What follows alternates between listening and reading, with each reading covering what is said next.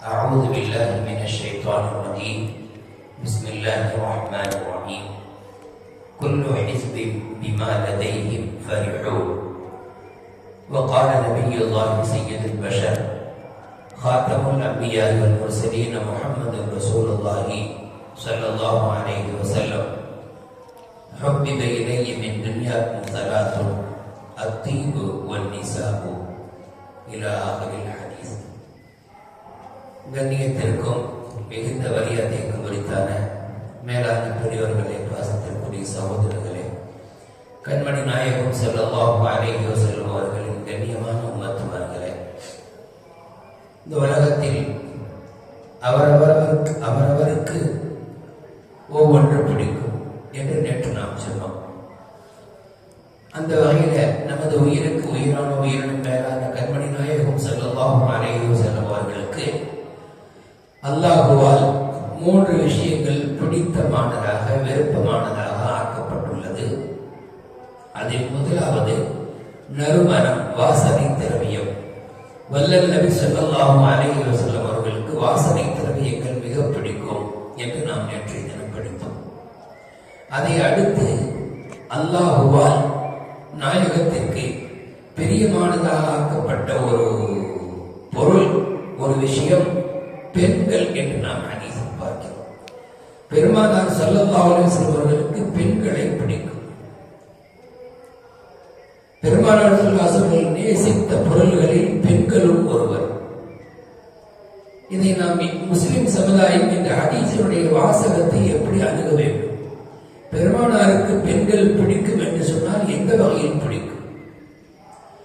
யார் குறுமதி உள்ளவர்களாக இருப்பார்கள், யார் குறுமதி அல்லது குறைமதி உள்ளவர்களாக இருப்பார்கள், அவர்களுக்கு இந்த வார்த்தையின் ஒரு சரியான பொருளை அணுக முடியாது. அவர்கள் நினைப்பார்கள் பெருமானார் ஸல்லல்லாஹு அலைஹி வஸல்லம் அவர்கள் தன்னுடைய ஆசையின் ஒரு பொருளாக பெண்களை பயன்படுத்திக் கொண்டார்கள் என்று விளங்குவார்கள்.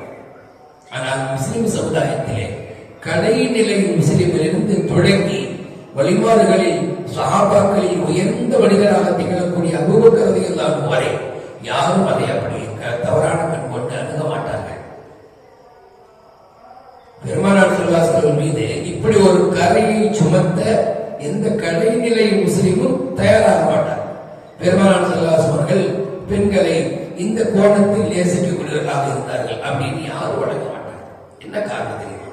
நபி ஸல்லல்லாஹு அலைஹி வஸல்லம் அவர்கள் ஒரு கற்பனைக்கு அப்படி இருந்திருந்தால் தன்னுடைய இளமை காலம் முழுவதையும் ஒரு விதவையோடு கழித்திருப்பார்களா?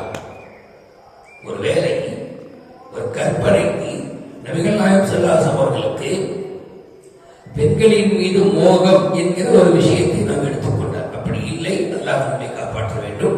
ஒரு கற்பனைக்கு நாம் அதை எடுத்துக்கொண்டால் கொஞ்சம் யோசித்து பாருங்கள். நபிகள் நாயகம் ஸல்லல்லாஹு அலைஹி வஸல்லம் அவர்கள் தன்னுடைய 25 வயதில் இருந்து கிட்டத்தட்ட 51 வயது வரை முடிஞ்சு போச்சுக்கலாம் இளமை. முழு இளமையையும் யாரோடு கழித்தார்கள்? அவர்கள் நினைத்திருந்தால் ஒரு இளம் பெண்ணை மனமுடித்திருக்கலாம். ஒன்றல்ல, இரண்டல்ல, பல இளம் பெண்களை மனமுடித்திருக்கலாம். அரபகத்திலே பெண்களை மனமுடிப்பது என்பது ஒரு அதிசயமான பொருள் எல்லாம் கிடையாது. அந்த நாட்டினுடைய பழக்கம், வளமை, ஒன்றுக்கும் மேற்பட்ட மனைவிமார்களை வைத்திருப்பார்கள். அப்ப நபியவர்கள் அப்படி வைத்திருக்கலாம் 25 to 50 வரை. ஆனால் ஸல்லல்லாஹு அலைஹி வஸல்லம் அவர்கள் அந்த ஒரு 1/4 நூற்றாண்டு காலம் ஒரு பெண்ணோடு தன்னுடைய வாழ்க்கையை அமைத்துக் கொண்டார்கள். அதுவும் விதவையான பெண்ணோடு, ஏற்கனவே குழந்தைகளை பெற்றெடுத்த பெண்ணோடு, ஏற்கனவே 2 கணவனுக்கு வாக்கப்பட்டு தலாக் பெண்ணோடு வாழ்ந்தார்கள் என்று சொன்னால் நாம் இங்கே இதை எப்படி அணுக வேண்டும்?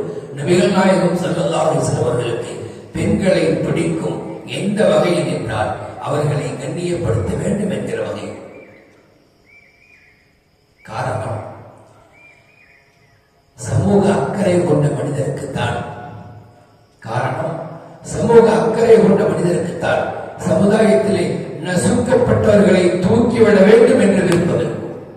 நல்ல கவனத்தில் வச்சு, யாருக்கு சமூக அக்கறை இருக்குமோ, சமூகம் குறிப்புண்டான ஒரு வலி இருக்குமோ உள்ளது, அவர்களுக்கு தான் சமுதாயத்தில் யார் மதுலூம்கள், யார் ஜோ மஸ்லூம் ஹை, யார் அநீதம் இழைக்கப்பட்ட நபர்களாக இருக்கிறார்களோ அவர்களை மேலே உயர்த்த வேண்டும், அவர்களை கரம் பிடித்து தூக்க வேண்டும் என்கிற ஆசையும் விருப்பமும் இருக்கும். கொஞ்சம் அப்படியே பாருங்க, இஸ்லாம் தோன்றும் முன்பு பெரிய பெரிய வளர்ந்த நாடுகளில் எல்லாம், அது ரோம் பேரரசாக இருக்கட்டும் அல்லது பாரசீக அரசாக இருக்கட்டும், எல்லா நாடுகளிலும் பெண்களை ஒரு படைப்பாகவே பார்க்க தயாரில்லை. ஒரு ஜடமாக பார்த்தார்கள், உயிரற்ற பொருளாக பார்த்தார்கள், பிள்ளையை பெற்றெடுக்கும் மிஷினாக இயந்திரமாக பார்த்தார்கள், வேலை வெட்டிகளை மட்டும் செய்யக்கூடிய இயந்திரமாக மட்டுமே பார்த்தார்கள்.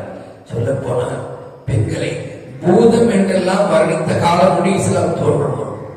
அவர்களை சாத்தான், அவர்களை பூதம், அவர்களை ஹயவான் என்றெல்லாம் பல பெயரை கொண்டு அழைக்கப்பட்ட காலத்தில் இஸ்லாம் தோன்றி பெண்களுக்கு மரியாதை தருகிறது.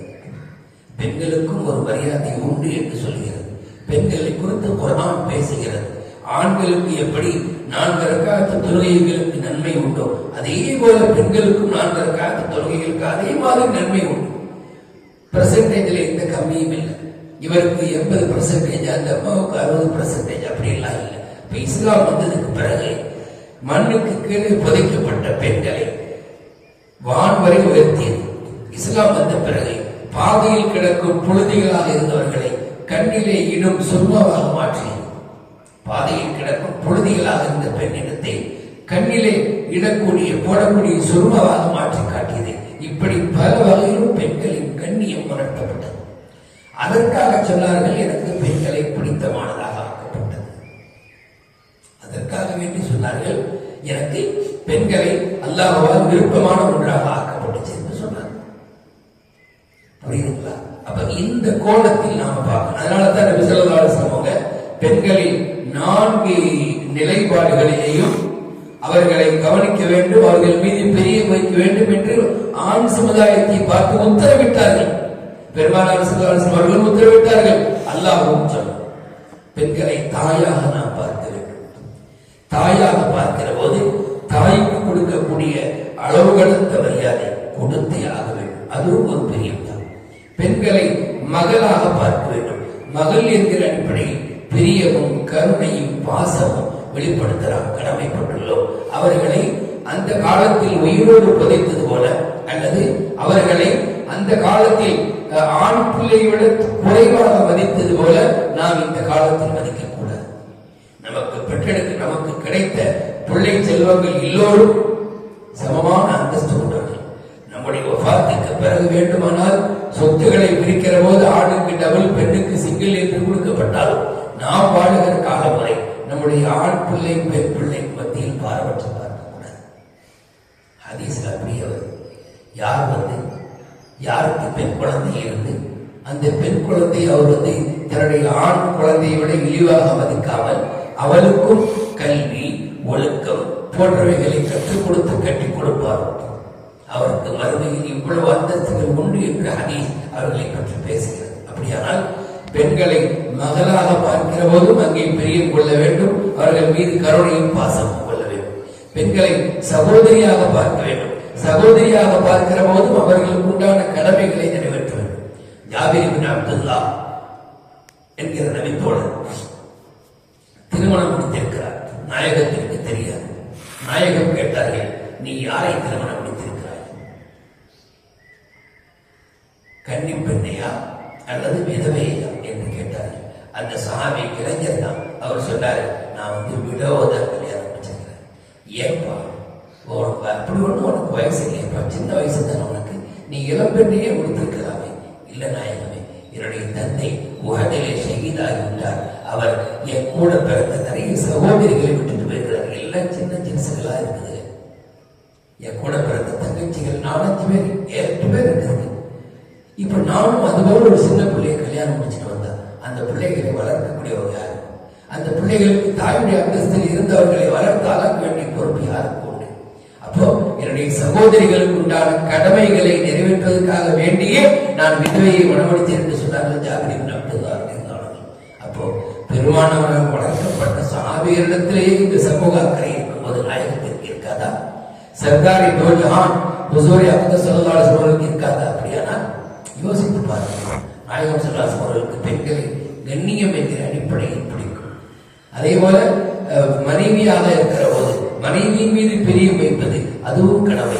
அவர்களிடத்திலே நல் வாழ்க்கை, இல் வாழ்க்கை, அற வாழ்க்கை வாழ்வதும் மிக அவசியமான ஒரு கோணம். இன்னொரு கோணத்தில பெண்கள் சார்ந்த கல்வி ஞானங்கள் பெண்களின் வழியாகத்தான் போக வேண்டும். நாம போய் பெண்களுக்கு என்ன செய்ய முடியாது, பாடம் நடத்த முடியாது. நாம போய் பெண்களிடத்தில் அவருடைய மசாயல்களை குறித்து நேரடியாக பேச முடியாது. அப்படியானால் அதற்கு ரசூலுல்லாஹி ஸல்லல்லாஹு அலைஹி வஸல்லம் ஆயிஷா ரலியல்லாஹு அன்ஹாவுக்கு கல்வி ஞானத்தை கொடுத்தார்கள். சொன்னார்கள் மக்களிடத்திலே, என்னுடைய கல்வி ஞானங்களில் 1/3 பகுதி இதோ இந்த பெண்ணிடத்தில் நான் கொடுத்து விட்டேன். தன் மனைவி ஆயிஷாவை காட்டி சொல்வார்கள். எனவே இவர்களுக்கு நீங்கள் பெற்றுக்கொள்ளுங்கள் என்று சொல்வார்கள். கல்வியினுடைய பாதை அது லேசாக வேண்டும், கல்வியினுடைய பாதை ஓப்பனாக வேண்டும் என்பதற்காக வேண்டி பெண்களை நேசித்தார்கள். மேலான பெரியவர்களை ஹதீஸை குர்ஆனை சரியாக விளங்கி நபிகள் நாயகம் ஸல்லல்லாஹு அலைஹி வஸல்லம் எப்படி அவர்கள் யாரை எந்த கோணத்தில் பிரியப்பட்டார்களோ அப்படி பிரியப்படுகிற நல்ல நசீபை தந்தல்வானாக. ஆமீன்.